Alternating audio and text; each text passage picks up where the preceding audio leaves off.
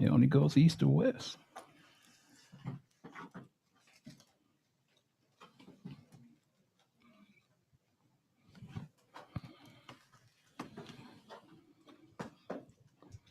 It only goes east or west.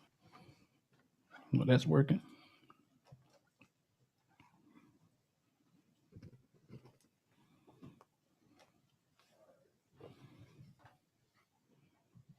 Okay. You gonna give me the? Oh, yeah, I haven't gotten it yet either.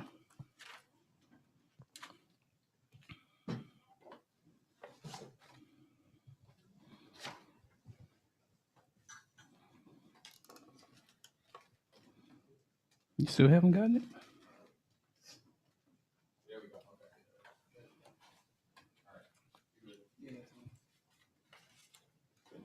Okay.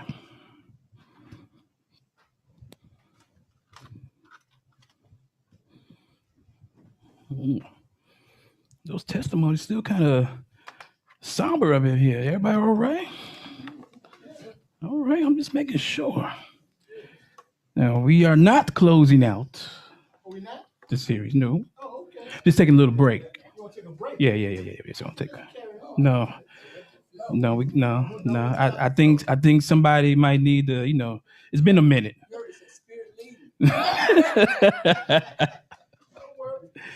Well, we know I got a little addition coming next month. I got a, well, I think we already know. Yeah. I got to do some preparing. So somebody else got to take the reins for a little bit, just a little bit. But no, huh? Sure, right? We make the gatekeeper do it since he want. Uh, but the thing is, yes, I was gonna close it out with the good stuff, the bad, but Father said no. We want to keep it going just a little bit further. So I did talk a little bit about the east wind last lesson. So I want to go into that just a little bit more for you. Okay. All right. So let's get it started. All right. So, shalom, everyone. So, today we're going to talk about the east wind. All right. Now, this wind had a very significant role on how Yahuah handled Israel back during the time of our ancestors, and there are still some traces of it today, especially for those who have actually been to Israel. Right. So, in essence, the spiritual sense of the ruach of Yahuah, or the wind of Yahuah, as an important role in when it came to the judgment. And we'll take a look at that today. So that's what I want to focus on. This is just a beginning, to the series of the Ruach and how it pertains to distractions. This will be the setup and the base point for how and when other Ruachs enter the scene, and how they can cause a type of distraction that could have your focus taken away from the Father. So that's why we're not going straight in to the other ruachs right now. I want to kind of lead you all into that. Especially during these times, it's the holiday season right now. Yeah. Thank the Father, we just had Christmas. We just had Christmas. Woo! Boy, that's a hard word to say, boy. Now, honestly, I forgot about it, but nonetheless, it's over with, but that this means that the Father's feast days are fastly approaching. Mhm. So this is the time that we need to start getting our hearts and our minds prepared so we can memorialize the events that are supposed to shape and design us to be the type of children the Father wants us to be. Right? All right. So let's get started here. We're going to do some rules like we always do. All right. Please keep your mic muted except when asking or answering a question. Use the mic to speak. There is a feature on Zoom in the meeting room where you can raise your hand if you have a question. All questions must be on the topic. You have 60 seconds to ask or answer a question. If you pass your 60-second window, your mic will be muted for you. These rules are due to time and recordings of the lessons. These are live teachings. We must give the Moreh enough time to complete the lesson. All right. So let's start off with a brief review. All right. So in the Old Testament, the Hebrew word ruach means, first of all, wind and breath, but also the human ruach in the sense of life force and even personal energy. The ruach ordinarily implies air in motion, often manifested in the nature of order as a powerful wind or storm, or in the life or the breath of the individual. And we also saw there that they had the prime root, which is the H7306. And then we had the H7307, which portrayed that as wind by resemblance of the breath, i.e., it's sensible or even violent. And figuratively, it meant life, anger, a region of the sky by resemblance of the spirit.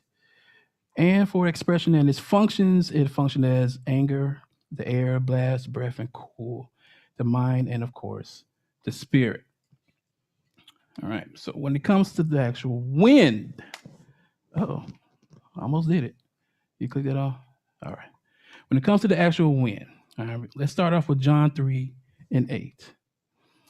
The wind blows where it wishes, and you hear its sound, but you do not know where it comes from or where it goes. So it is with everyone who is born of the Spirit.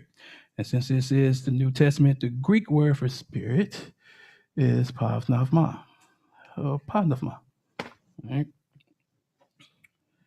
Now, let's see. The Elohim brings the breeze when and where he chooses, right? So this is a spiritual prototype for the way Elohim brings people to the faith. Human effort can only produce human results. And we know this from John 1:3, starting at verse 12.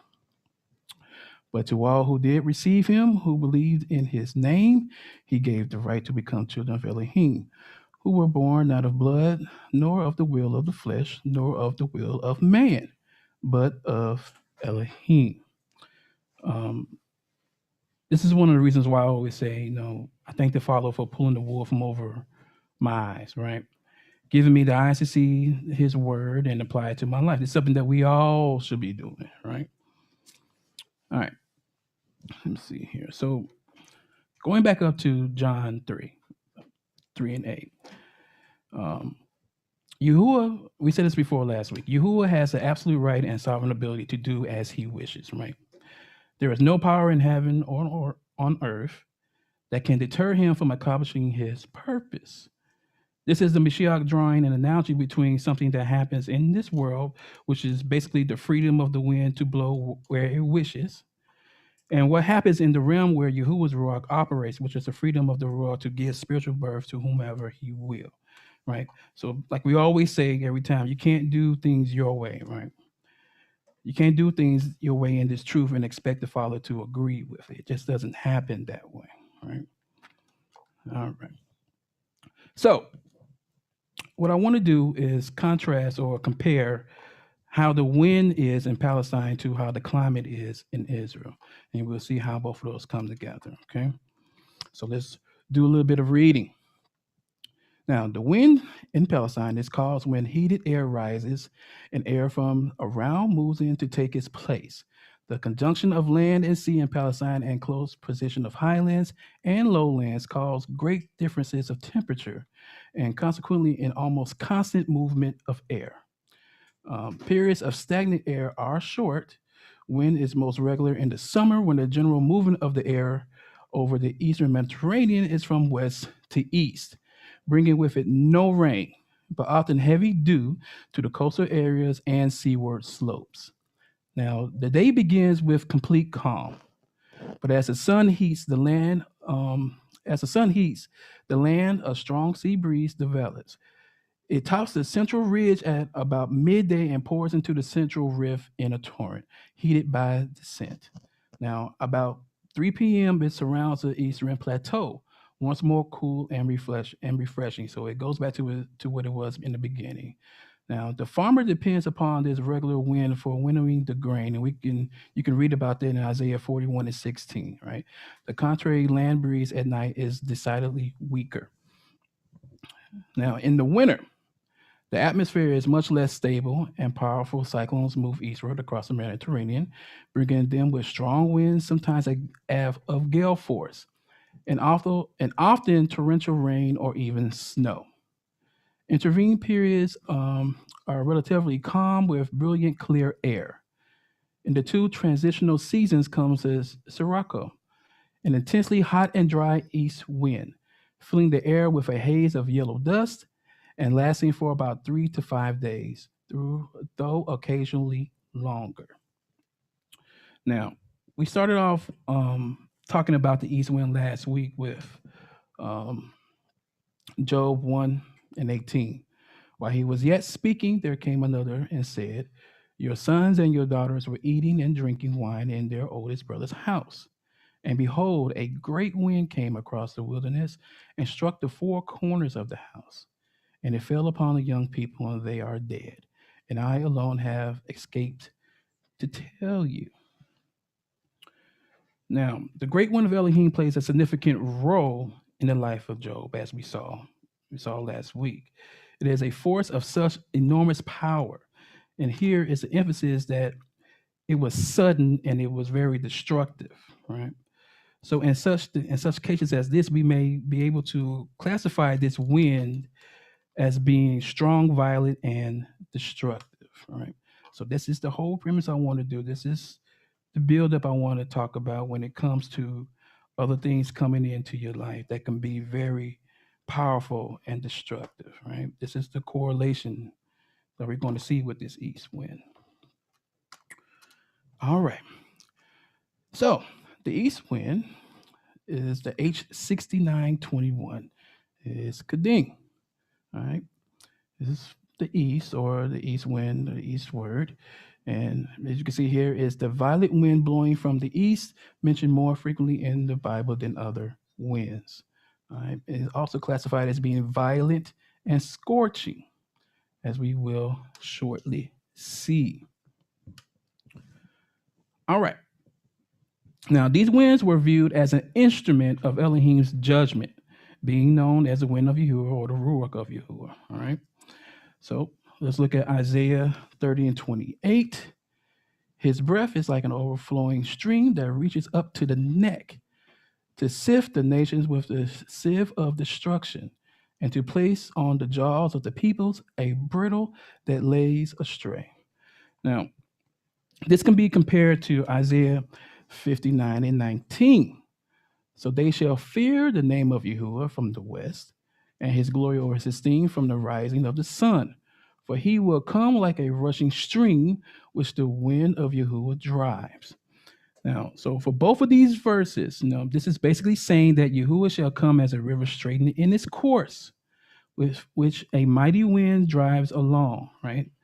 You can picture rushing water, all right? Just like last week when we read the stories of Shaul and Samson, with that we saw that when the ruach needed to do what it needed to do, it came swiftly, right? Especially when it meant helping the people of Israel. So Elohim, in his anger, would rush against his enemies. All right. Exodus 10 and 13. So Moses stretched out his staff over the land of Egypt, Mizraim, and Yahuwah brought a east wind upon the land all that day and all that night. And when it was morning, the east wind had brought the locusts. And we have Exodus 14 and 21. Then Moses stretched out his hand over the sea, and Yahuwah drove the sea back by a strong east wind all night and made the sea dry land, and the waters were divided. Now, when it comes to what Moses or Musha was doing here in these two verses, let's remember last week when we talked about empowerment, right? Um, this is what's the Father imparting the ruach for handling situations by empowerment, right? Remember, empowerment was the authority or power given to someone to do something, and we saw that with Shaul and with Samson when it came time to fight for Israel, right? Just a little background to what we got going here. All right. So this also goes to show that the judgment of Elohim is exact. Right? Psalms 48 and 7. By the east wind you shattered the ships of Tarshish. All right. Now, these ships were merchant ships. They were pretty big. These types of ships were distinguished by its strength, its large size, and particular shape, which allowed the ships to sail long distances in the open sea. Now, these are symbols of human pride that fall under Elohim's judgment. Okay. No matter if you're in power or if you're someone like me standing up here, you still have to put in the work. I said that last week, right? You still have to put in the work if you want to be in the Father's presence. Right. Whatever the Father has given you can be taken away in an instance, right? And if we need another example of that, we can look at Leviticus 16, 26 and 19. And I will break the pride of your power, and I will make your heavens like iron and your earth like bronze, right? Now, I don't know if you all remember, but we did a lesson on pride and humility, right? And the difference between the two. Now, we all know that pride comes before destruction, right? And that's going to be another theme for today. We're going to be looking at destructiveness and something being destructive, okay? All right. Toda. Let's look at Jeremiah 18 to 17. Like the east wind, I will scatter them before the enemy. I will show them my back, not my face, in the day of their calamity. Right? So this is the story of how Judah stood alone among the nations in their stubbornness, right? And their refusal to follow Yahuah. So Judah turned from Elohim to worship worthless idols and all kinds of things that clearly took their focus away from the Father. And with that, he was letting them know about that exact judgment that they were going to receive because of that, right? And we talked about this too, about disobedience, right? Just like Judah, we have to expect punishment for not adhering to the covenant. Right? All right. So we talked about the wind of Palestine. All right. So now I want to talk about the climate that's in Israel. So let's do a little bit more reading. Now, the great sea and vast desert between which the land of Israel lies are the primary influences on Israel's climate. Air heated by the Mediterranean sun rises and is replaced by cool, moisture-laden winds coming from the Mediterranean Sea. This Mediterranean Sea breeze begins on the coast in the morning, reaches Jerusalem around noon, and descends through the wilderness to the Rift Valley by mid to late afternoon. Israel's Mediterranean Sea to land breeze brings cooling relief to what will be an otherwise hot and uncomfortable climate. During transitions between the seasons, the wind blows in the opposite direction, bringing hot, arid, and dusty air out of the desert. Now, these winds obscure visibility, irritate the eyes, and leave everything in their path under a light deposit of dust. Now, the east wind is described as being scorching, probably because it comes from Palestine, from the burning desert. Now, we'll take a look at Genesis 41 and 6, 41 and 23, and 41 and 27. Starting in 41 and 6. And behold, after them sprouted 7 ears, thin and blighted by the east wind. 23 to 24, 7 ears withered thin and blighted by the east wind, sprouted after them. And the thin ears swallowed up the 7 good ears. And I told it to the magicians, but there was no one who could explain it to me. We all know this story is, right? When they were in Mizraim and we're talking about when the famine was going to come, we was interpreting Pharaoh's dream, right? All right, 41:27. The 7 lean and ugly clouds that came up after them are 7 years, and the 7 empty ears blighted by the east wind are also 7 years of famine. All right, so now they have blighted, which means scorch in these verses, right? That we just read. And the Hebrew word for scorch or blighted is shadaf. All right, it's a prime root. It's the H7710, means to scorch or to blast, pertaining to being dry and shriveled and so unhealthy due to the intense drying heat as a natural weather occurrence. And we just read the verses that it applies to it. Now, note in context, a drying by an east wind. Okay. So there is another name for that represents that scorching wind, and again, it's the sirocco.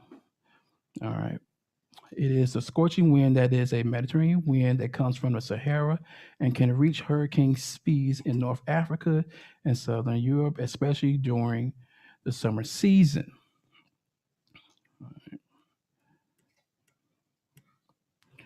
Now, this scorching wind sucks the moisture out of the ground, plants, and people, and is associated with the hottest temperatures of the year.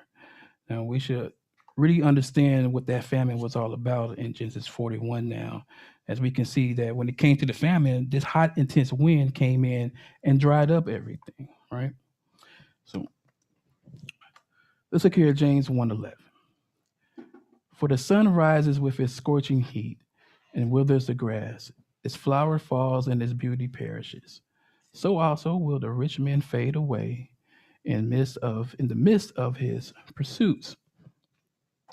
Now, thinking about this scorching wind, this picture of Yahuwah's judgment as this scorching hot wind, right? It sweeps in from the eastern desert and brings paralyzing heat into the country. These winds may last anywhere from 3 days to 2 weeks, and they have devastating effects upon people, animals, and of course, vegetation. You can see here in Isaiah 40:7. The grass withers, the flowers fade when the breath of Yahuwah blows on it. Surely the people are grass. Now, we read this last week, if anybody remembers. All right. Unlike frail persons and their promises, both of which fade like grass before the hot wind, the judgment of Yahuwah will come upon all flesh, because they are nothing but grass and like flowers of the field, here today, gone tomorrow. Now, the sirocco, a scorching wind from the desert, becomes a metaphor of destruction. So there goes that destruction or destructive power we were talking about. As it sweeps in, it withers vegetation and makes human existence almost unbearable. Now, who do we know had an experience like this before? And I give you a hint. Moreh and Medad read about him last Tuesday. Anybody who listened to the lesson? No problem. It was Jonah. So let's read Jonah real quick. This is 4:6-11. Okay. Now Yahuwah Elohim appointed a plant and made it come up over Jonah, that it might be a shade over his head, to save him from his discomfort. So Jonah was exceedingly glad because of the plant. But when dawn came up the next day, Elohim appointed a worm that attacked the plant so that it would wither. When the sun rose, Elohim appointed a scorching east wind, and the sun beat down on the head of Jonah so that he was faint. And he asked that he might die and said, "Is it better for me to die than to live?" But Elohim said to Jonah, "Do you do well to be angry for the plant?" And he said, "Yes, I do well to be angry, angry enough to die."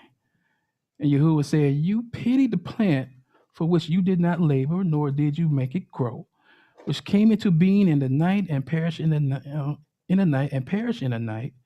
And should I pity Navi, that great city in which there are more than 120,000 persons who do not know their right hand from their left, and also much cattle?" So let's see. Now, this scorching east wind left Jonah comfortless and faint, right? The prophet's own shelter was not enough to protect him from the terribly hot wind from the east. Now, I believe I said something to the fact that, you can lose the protection of the Father when you are disobedient, right? When you don't follow his commandments. And you look at this here, losing precious shade in this harsh environment was one matter for Jonah. Experiencing this horrible wind was yet another. Now, most identify this wind again as a sirocco. When this wind is experienced in the Near East, the temperature rises dramatically and the humidity drops quickly. It is a constant and extremely hot wind that contains fine particles of dust. It contains constant hot air so full of positive ions that it affects the levels of serotonin and other brain neurotransmitters, causing exhaustion, depression, feelings of unreality, and occasionally bizarre behavior, much like what we saw happen with Jonah when it came to the worm and the plant.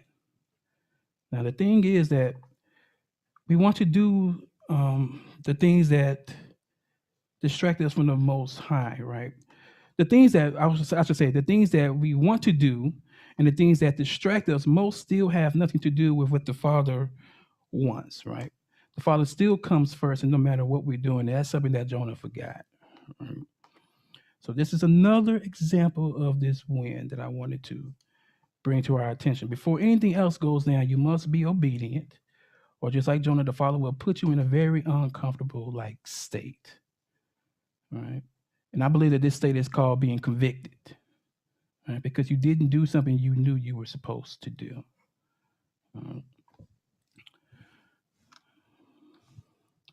Psalms 11 and 6. Yahuah tests the righteous, but his soul hates the wicked and the one who loves violence. Let him rain coals on the wicked, fire and sulfur, and scorching wind shall be the portion of their cup. So again, actions speak louder than words. We may not see what wicked things you have going on in the background, but guess who does? Right? All right. Now, again, this east wind is exceedingly exhausting and destructive to vegetation. As we can see here in Isaiah 27 and 8, measure, by exile, you contended with them. He removed them with his fierce breath in the day of the east wind. Now, let's go to Jeremiah 4:11 and 12. At the time it will be said to this people and to Jerusalem, a hot wind from the bare heights in the desert toward the daughter of my people, not to the window or the cleanse, a wind too full for this comes for me. Now it is I who speak in judgment upon them. Now, let's take a quick look at what destructive means, right? It's causing a great and irreparable harm or damage. For example, the destructive power of weapons. And we all can see that it can be devastating, it could be disastrous, it could be violent, it could be dangerous. All of this is the complete opposite of being nonviolent and creative. All right. Now, what about this right here? Tending to refute or disparage, being negative and unhelpful. It's basically being having destructive criticism. And this can be negative, hostile, unhelpful, obstructive. It can be vicious or just plain unfriendly. And all these are the opposite of just being constructive. Right? So let's see. Now, here's a kicker for me. What about when it comes to us? This might be a personal question for some of y'all. Can what we say or do be destructive when it comes to ourselves personally or when we engage with other people? I heard something. My ears. Both. It could be both. Okay. Anybody else? Everybody says both, huh? No. Okay. Yeah. You can create this destructive wind simply by the words that come out of your mouth, right?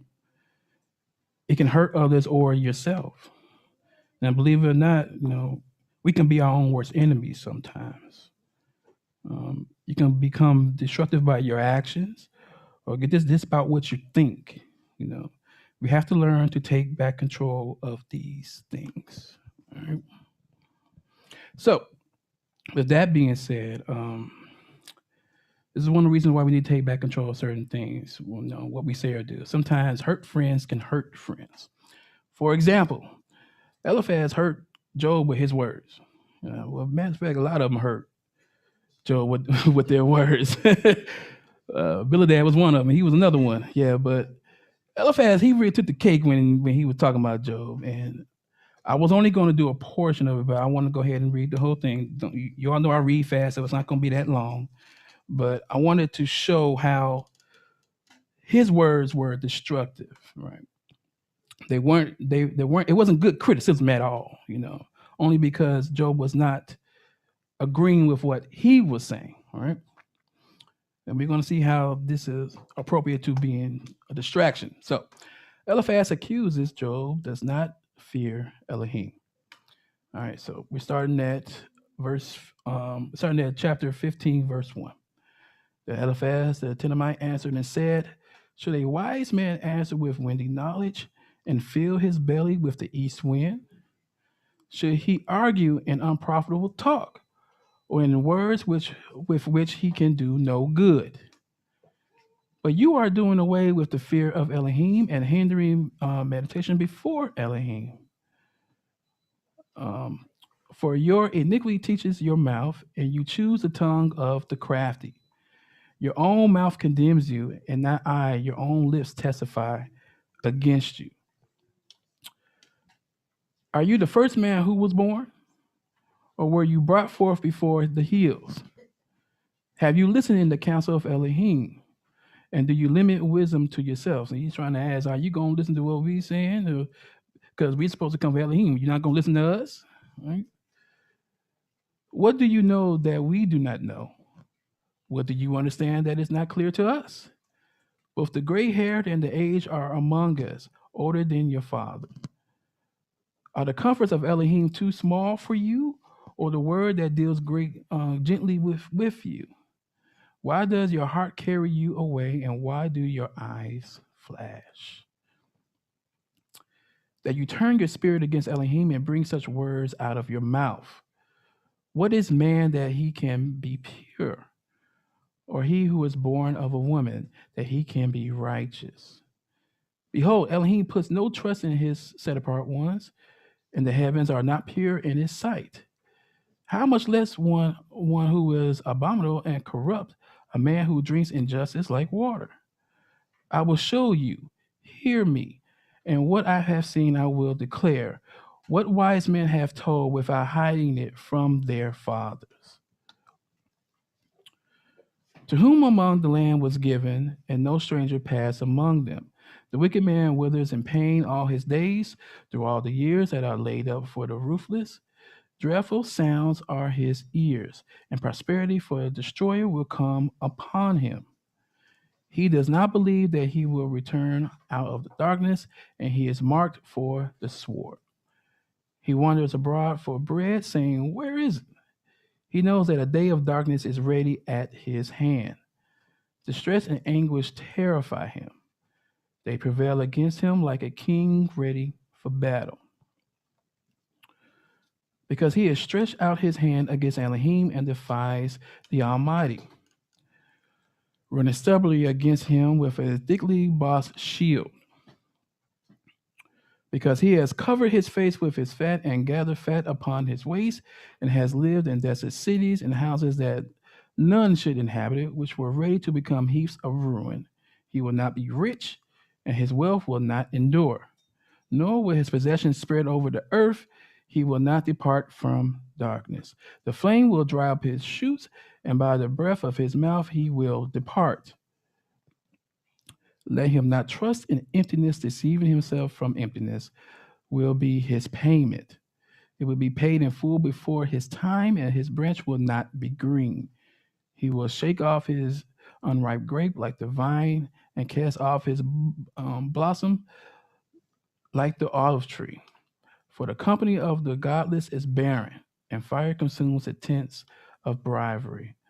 They conceive trouble and give birth to evil, and their womb prepares deceit.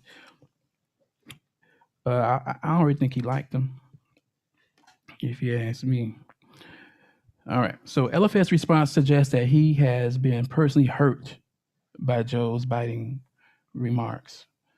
Um, as Job became more and more vehement, his friends became more severe. At first, Eliphaz was gentle and courteous. As a matter of fact, all of his friends were. Everybody showed compassion for Job at one point in time. But as soon after Job shot down their advice one too many times, Eliphaz's politeness diminished, and he bluntly accused Job of folly and impiety. Now, to translate what Eliphaz was saying, in English, windy knowledge can be expressed by Eliphaz calling Job a bag of hot air. That is someone whose talk has no substance, filling your mouth with empty words. Now, the bad thing about this is that you have someone like Eliphaz cast himself in the role of a wise man, while Job is supposed to be the fool. right? And we all know when it comes to being wise is having assurance, experience, knowledge, and good judgment. Similarly, you might want to show some intelligence, being clever or learned. All this is the opposite of being stupid, silly, or foolish, right? Or you can be responding sensibly or shrewdly to a particular situation, or having knowledge in a specified subject. Now, go ahead. You, here you come with the mic. Thank you so much. No, my goodness. Here we go. I appreciate it. Mm-hmm. Is the mic on? Yes, mic is on, sir. Okay. Thank you so much. I really appreciate the opportunity to speak. I want to get my 60 seconds out the window. Please get the timer started. So, question what comes to mind when I'm thinking about everything that you're sharing is this wind, right, that you're referring to. And this wind basically can come in ways that, let's just say, in this instance, you're using Job. So Job basically, we believe, has the ruach of the Most High, right? Correct. And he has friends that come along that are now challenging him. Could this also be an understanding of how other friends, brothers, sisters that claim they have the same wind or ruach or spirit challenge, the spirit or wind that's within that person? Yes. And I was going to say that in my commentary. Okay, well, I'll wait. You do that every time, boy. I always say we got more slides. No, but yes, it's that's the reason that I wanted to do this and held off on doing when it comes to other ruachs, because I want to show how the distractions from your friends can open up that door to other things that can happen, right? So that's why I held off and right there. Yeah, but you can always take over now. You're gonna be here a while. Yeah, I'm just saying. Oh, is that what you wanted to circulate, huh? Is that what it is? So that is basically my question. How many of us know people that say they are intelligent, that are clever or learn, but as soon as a conversation or whatever they're doing doesn't go their way, they can become silly, stupid, or foolish, right? That was, oh my goodness. Yeah, go ahead. I think that one you just, yeah. Okay, so yeah, I do know some that's like that. Do you? Yeah, and what comes to mind sometimes is sometimes will challenge the spirit that's in you because of how they become quote unquote wise in their understanding. It can make you sound or believe that you become silly or foolish or somewhat stupid because of their information that they're given. So unless we have a firm grip and understanding of hearing his voice, knowing his ruach, that if someone else comes in, they can sound a little bit more than what the Most High has been giving you. So sure. That was those many wins you were talking about a couple lessons ago, right? Anybody else? He's enjoying his time off right now, as you can see.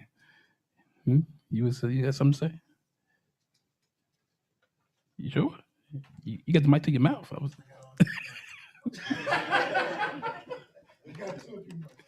All right.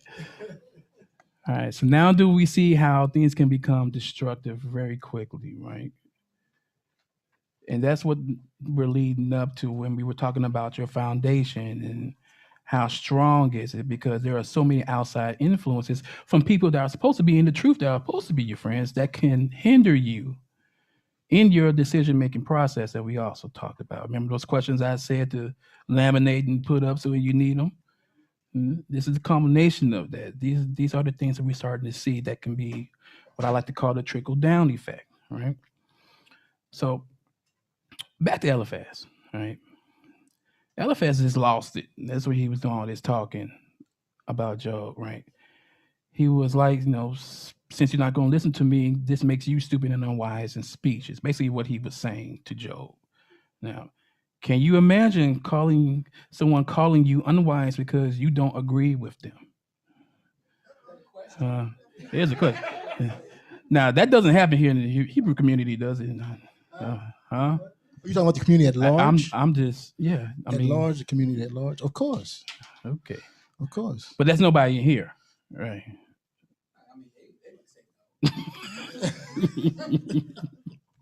I'm just asking. All right. Question. Well, I gotta answer. Go ahead. I'm seeing what Eliphaz and all of them and what you gave just right now, the commentator of the being stupid friendly and whatever. Mm-hmm. Shouldn't we, first of all, when we are talking, we must consider the others and we must not try to impose our beliefs on other people. We should be listening first. And if we don't have a question, if we don't have an answer, wait. Then come back and answer that question. I mean, well, that's what the friends of Job were trying to do, wasn't it? Huh? The thing is, when it didn't go their way, and he wasn't responding the way that they wanted him to, then all that went out the door. That's the same thing that can happen for real, okay? When you're going through something. Go ahead. Well, when you go through a tragedy, and not just one, but several, and you know that you believe in standing and trusting in the Most High with all your being, and then someone comes along and tells you you don't have enough faith, that will really push the person over the top. So that's when, are you being wise in your response? Because you might be saying the right things and they agree with you to a certain point, but they're like, no, but I've checked myself. I'm checking myself. I believe I'm standing. And then a friend comes, well, you must not have enough faith. You must be wavering somewhere. Do you not listen to wise counsel? Yeah, exactly. So, it's supposed to be your friend. And so then next what comes up is pride in that person and then the pride in the other person. And so now something has been exposed. So then the friends start hurting friends. Yeah, I see why I said that, right? All right. So I also go to this 2 Timothy 1:7. For Elohim gave us a spirit, not of fear, but of power and love. And what? Self-control. Now, how many people lose that self-control when it's not to their liking, right? It's all a part of the mind. That's right. You pointed to it. It's all in the mind. All right. Now, again, since this is the New Testament that we're speaking of, the Greek word for spirit is a G4151, right? It's pneuma, and it's the same as it is in the Hebrew. It's a current of air, i.e. the breath, the blast, or breeze, all right? Figuratively, the spirit. And this is where we're going to get into the stuff when I come back. You see there we got superhuman as an angel or a demon or divine Elohim, right? The Mashiach spirit, the set apart spirit, or a ghost, life, spiritual or spiritual, or spirit or spiritual, I should say, and the mind, right? Here we go. Got another one. So just so we clear, since you bring up 2 Timothy 1:7, okay, and it says, and Elohim gave us, meaning his people, right? A spirit, a ruach, not of fear, but of power and love and self-control. So the question becomes, if they don't have either the power, the love, or the self-control, then what type of spirit do they have? We're going to get into that when I come back. That's where that door opens up. And we can start getting some of the things that contrast the good spirits that we have, the spirit of wisdom, the spirit of love. That's contrast to when you start getting with stuff that they don't have right here. That's what we're going to get into next time. Okay. Unless you want to do it.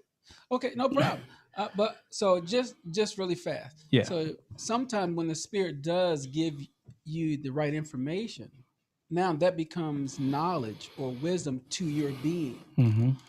But don't make that as you go further, a week, month, whatever, you start, now that you have this information that was from the Father, now you come back and let's say you're having an argument, disagreement with somebody else, and next thing you know, here you lose self-control. And you think that self-control is that same spirit at the time you initially got it. It wouldn't be the same. Okay? Does anyone understand? You turning that good spirit into something that it shouldn't be. Right. The minute you get educated from the Spirit, you have now become wise. But it came from the Father's Spirit. But as you later on in life start to, let's say, debate or lack of love to another brother or sister, understand that's not the same Spirit. Okay? So the Spirit did give you that when you were in a state of humility and humbleness, and then later on you take it and inform later on, let's say months, weeks, whatever, pride, and next you know you're saying, well, the Spirit gave this to me. Don't equate that Spirit then with what you had prior. Okay, that's what I really want to get at. The Father told me, yeah, no, he don't talk to you, not doing that. All right. Yeah, so basically it's the same thing. The set apart spirit does not produce cowardice. Is basically what that is. A spirit of cowardice would falter under a heavy load of responsibilities. The set apart spirit produces power, a reference for forcefulness of character that comes out of being bold and confident. It's not being boastful, or arrogant, right? The set apart ruach also produces a love that endures even the most cankerous opposition and self-discipline that can be used, that can use restraint and oppose indulgence. Right? This love is not so much a love that produces the ministry as love that conquers contempt or opposition by forgiveness or refusal to seek refuge. Of, to seek refuge. I'm sorry. So we have to remember, you have to be bold and confident. This self-discipline refers to a wise head, right? Which provides wise guidance for the use of power and love. So everything Moreh just said, because he kind of went ahead of me again. You know that's yeah. That's that's all right. It's all right. All right. There's only one rule. We all in one mind. Is that what it is? All right. Ezekiel 11:2-6. And he said to me, Son of man, these are the men who devise iniquity and who gave wicked counsel in this city, who say the time is not near to build houses. This city is the cauldron, and we are the meat. Therefore prophesy against them. Prophesy, O son of man. The spirit of Yahuah fell upon me, and he said to me, Say thus says Yahuah. So you think, O house of Israel, for I know the things that come into your mind. Ezekiel 20:32.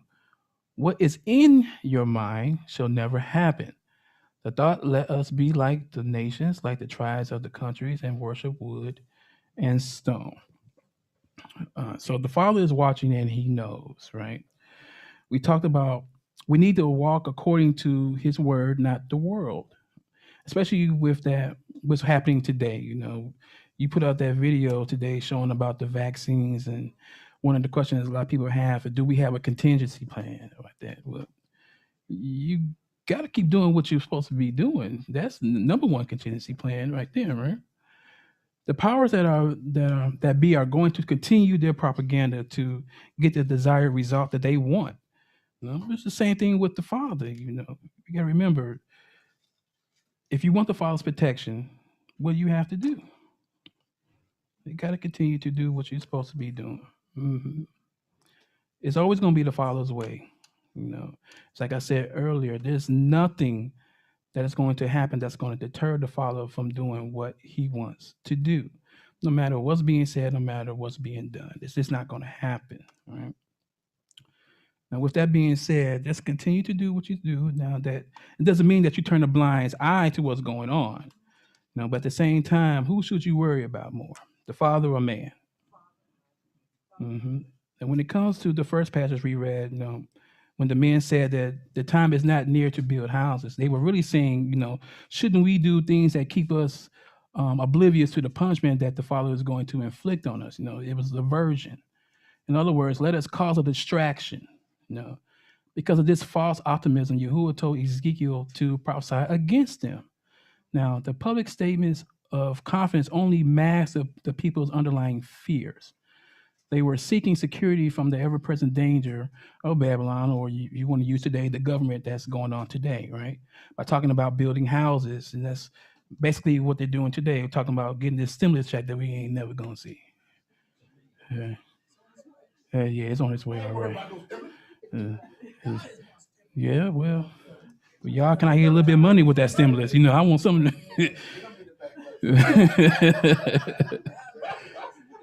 Right. But in their minds, they fear such an attack and the consequences it would bring, right? Yahuwah said he knew what they were thinking. Right? Let's see. Romans 12:2. Do not be conformed to this world, but be transformed by the renewal of your mind. We all know this. By that testing, you may discern what is the will of Elohim, what is good and acceptable and perfect. First Peter 1:14-16. Obedient children, do not be conformed to the passions of your former ignorance. But as who called you is set apart, you also be set apart in all your conduct. Since it is written, you shall be set apart, for I am set apart. First John 2:15-17. Do not love the world for the things in the world. If anyone loves the world, the love of the Father is not in him. For all that is in the world, the desires of the flesh and the desires of the eyes and pride of life is not from the Father, but is from the world. And the world is passing away along with its desires. But whoever does the will of Elohim abides forever. All right. All right. So let's talk about what it means to conform. To comply with rules, standards, or laws. For example, the kitchen does not conform to hygiene regulations, right? And similarly, this means to comply with, abide by, obey, or observe. Now, this is the opposite of being flout, right? But what we want to focus on is of a person behave according to social acceptable conventions or standards. Basically, this is the stuff that you're not supposed to be doing. This is the stuff that you are supposed to see for what it is. That's where that discernment comes from, right? This is the whole thing of the father pulling the wool from over your eyes, right? All right. So, last thing, when you agree to this covenant, the first duty should be to separate from this world. Getting an understanding that conforming to the Father is what will save us, not man, not our friends or our family, right? Now, again, how this relates to distractions, I believe for some of us, not all, you know, these things conforming to the world are still in us. Um, Being in this truth is not easy, but some of us still have a lot of things from our past to still get rid of. The thing is, do you recognize these issues you still have? It's a rhetorical question. Yeah. If so, what are you? If so, what are you doing to rectify them? Yeah. You just need to think about it. Just think about it. Do you see these things as distractions? This is the build up for the next lesson, okay? When you continue to allow these distractions to have access to your life, then other things can start to creep in as well, right? Other spirits or rules can start to infiltrate. All right. Any questions on here we go. I got a question. Yes, sir. So this won't be for the 60 seconds. This is a different question. Okay. So if your bundle of joy don't come out next week, my goodness, then you're going to continue until it comes out. Wait a minute now. Or hey, you just, that's it. If she don't come out next week or the following week, right? I'm saying, will you continue? Listen, the lesson. Listen. That's my first question. My contract was for 4 lessons a month. I have fulfilled my contract for this month. You leaving on a cliffhanger. You can't leave on a cliffhanger. I know y'all like it because it's building up to something, but Father said stop right there, so I got to stop right there for now. All right. Okay. Put a pin in it. Okay. Yeah. All right. Okay. Next question. All right. So the main question I have, the takeaway, I guess I would say for everyone would be is think about, the good spirit, the bad spirit, or the good ruach, the bad ruach. And how does a person exercise the good or the bad? Mm-hmm. So if one's trying to learn to follow the spirit and walk in it, how do they do that? And those that are operating, walking in bad spirit, how do they know that they're walking and operating in bad spirit? So I won't be giving an answer because it's not my lesson. This is just something I think we're setting up. Yes, it is for the future. Mm-hmm. But meanwhile, I need you guys to consider those things there, and then remember he was going to share after the baby's born, whenever his contract comes back available, about the wind that's on that when a man put his house and one's on sandy ground, on solid rock. Revisit that one. There is a whole message in there Mm-hmm. that can help you see exactly how this wind works. Mm-hmm. Okay, that's it. I'm done. I wanted to do that so bad, but the Father kept telling me to back up off of that until I come back. Unless you want to. Yeah, go ahead. So was that a question or a statement? You know how he works. Because I'm still pondering, the question. That was the point of it. Oh, that's the point of it. Oh, okay. I got you. I got you, Moreh. Lamadyahu, I know it's been a minute. You can do this too now. You want to take over. No problem. I'm always suited and booted and ready. I hear you. But you're doing a wonderful job. Yes. Hallelujah. Yeah. Keep on keeping on. Wait for that next contract to be acted upon. Hallelujah. Is there any other questions? All right. Who's look, okay. The contract is up. You get stuck with me now. I gotta take a leave. Gotta take a leave. Yeah, you're stuck with me. All right. All right. Who's praying? Vic is gonna close us out. All right. All hearts and minds are clear. Shalom, shalom. Shalom.